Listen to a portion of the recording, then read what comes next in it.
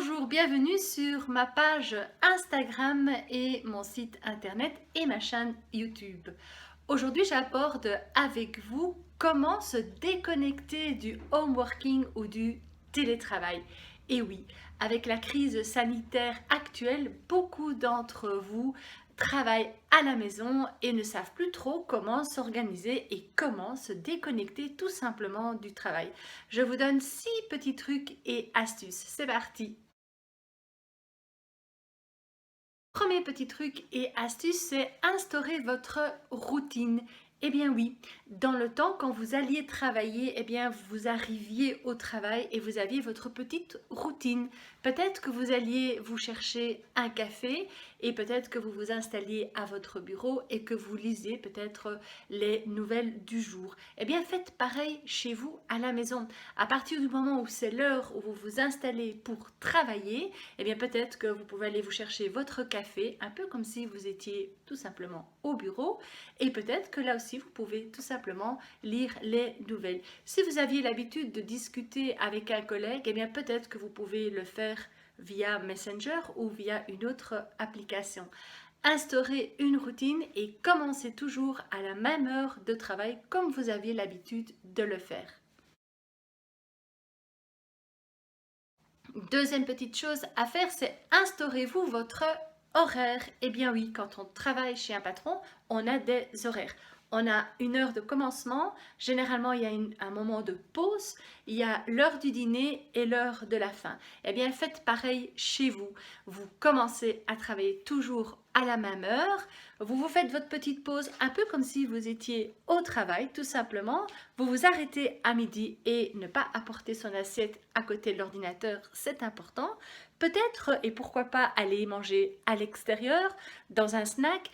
En tout cas, changer de pièce par rapport à l'endroit où se trouve votre ordinateur où vous travaillez. C'est hyper important.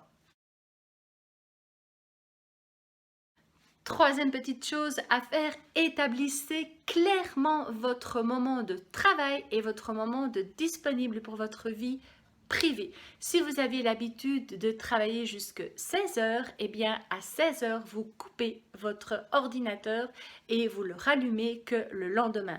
Et ne pas se prendre l'idée, l'envie de répondre à un mail à 20 heures. Parce que là, vous allez mélanger la vie de travail et la vie privée. Et là, vous allez faire quelque chose qui ne va pas être plus très clair pour vous. Et ça, c'est pas très cool parce que vous n'allez plus faire la différence entre le travail et votre vie privée. Quatrième petite chose à faire, c'est vraiment marquer la fin de votre journée de travail. Et oui, dans le temps, vous preniez le train, peut-être que vous aviez une demi-heure de train qui faisait le pont entre votre travail et votre vie privée, ou peut-être que vous roulez en voiture pendant une demi-heure, une heure, et bien maintenant vous n'avez plus ce pont. Vous quittez votre chaise, votre endroit où vous travaillez, et vous vous retrouvez immédiatement dans votre salon, dans votre cuisine. Eh bien, instaurez ce pont par vous-même.